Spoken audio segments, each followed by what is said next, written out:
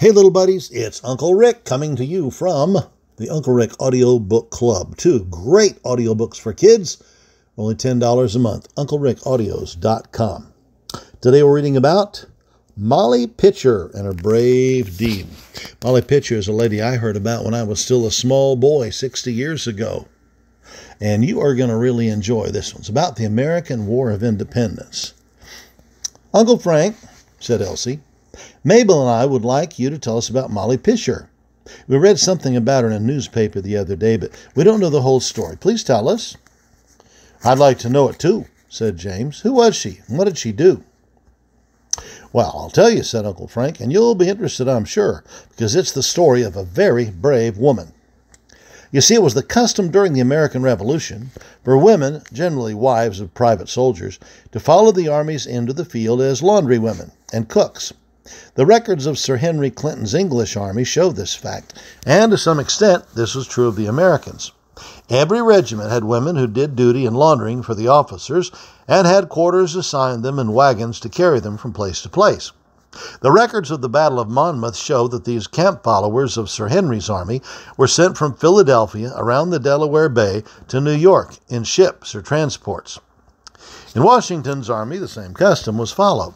There were doubtless a number of women who followed Washington to Monmouth and so on to New Brunswick, and who after the war settled here and there throughout the country. Now, Molly Pitcher's right name was Mary Ludwig. She was the daughter of John George Ludwig and was born on October 13th, 1744. She was employed as a domestic at Carlisle, Pennsylvania.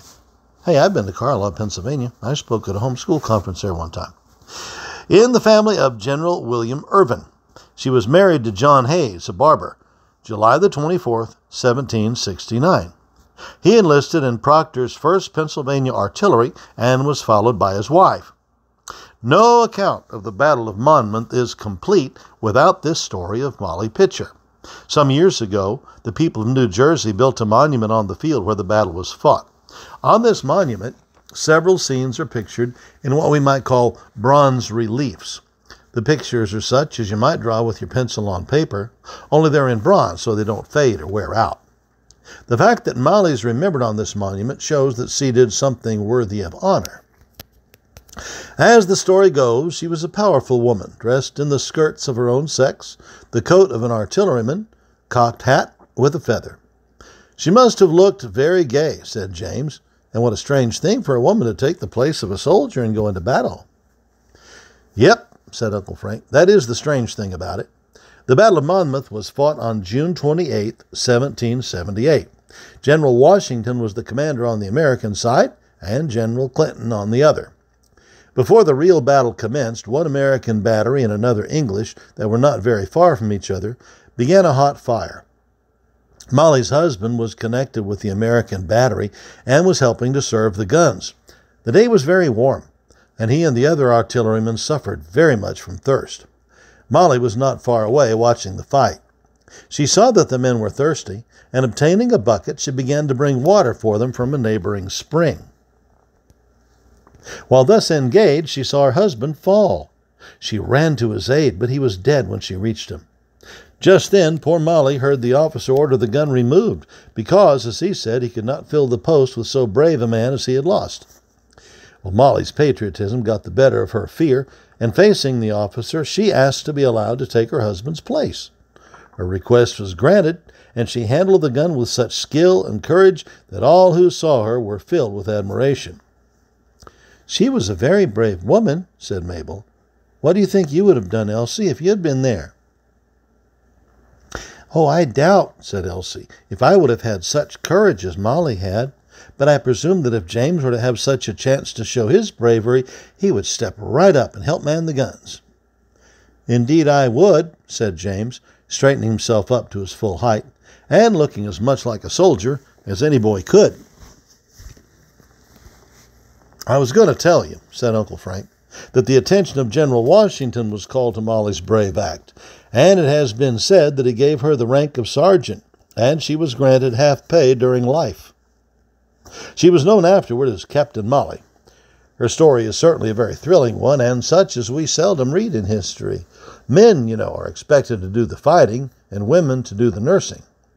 Although I have told you Molly's story, I'll read to you an account of her bravery that I happen to have here. It's much the same as what I've narrated, but may bring out some points I forgot. This particular incident at the Battle of Monmouth, in which Molly made such a name for herself, may be described as follows. The enemy, having attacked Livingston's and Varnum's brigade, which lined a hedgerow across an open field, some American artillery took post on a knoll in the rear of this fence. But the British cavalry and a large body of infantry, skilled in the use of the bayonet, charging upon the Americans, broke their ranks. It was during this part of the action that Molly displayed great courage and presence of mind. While her husband was managing one of the field pieces, she constantly brought him water from a spring nearby. A shot from the enemy killed him at his post, and the officer in command, having no man able to fill his place, ordered the piece to be withdrawn. Molly saw her husband fall as she came from the spring, and also heard the order. She dropped her bucket, seized the rammer, and vowed that she would fill the place of her husband at the gun and avenge his death. She performed the duty with a skill and courage which attracted the attention of all who saw her. On the following morning, covered with dirt and blood, General Greene presented her to Washington, who, admiring her bravery, conferred upon her the commission of sergeant. The French officers, charmed by the story of her bravery, made her many presents. She would sometimes pass along the French lines with her cocked hat and get it almost filled with crowns. That's British money. Or French. Some years after the thrilling incident at Monmouth, she married George Macaulay, another soldier. This name is also written Macaulay, C-A-U-L-E-Y, and that's the way it appears on Molly's tombstone. She lived for many years at the Carlisle barracks after the Revolution, cooking and washing for the soldiers. After that, she kept a small store in Carlisle. Bold Molly of Monmouth's home was for years one of the showplaces of Carlisle, and it really seems a pity that the time has at last come when this relic of one of the most famous characters of the Revolutionary War had to be torn down. In the cemetery left to the city by William Penn, Molly Pitcher's monument is to be seen among the graves of the old inhabitants, bearing the following inscription. Molly Macaulay, renowned in history as Molly Pitcher, the heroine of Monmouth, died January 22, 1823, aged 79 years. Erected by the citizens of Cumberland County, July the 4th, 1876. Well, 4th of July would be a good day to erect a monument to a Revolutionary War heroine. And yes, I do say hero and heroine because I want to give women the honor they deserve. They are heroines, not heroes. Anyway, 4th of July, what a great day to have a memorial raised for a brave person who served her country faithfully and bravely. And I hope we will all do that. So, as I sign off for today, little buddies, I will remind you once again, as I hope I always will, always put God first in your life. Be a patriotic American and honor your father and mother. God bless.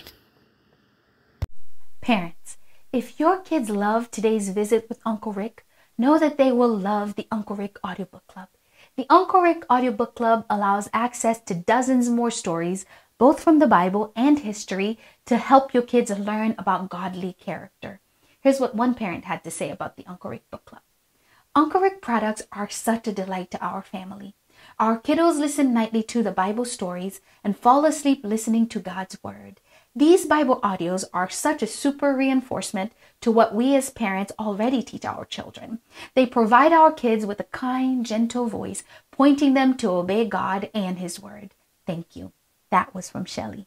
You can access the Uncle Rick Book Club at UncleRickAudios.com. See you there.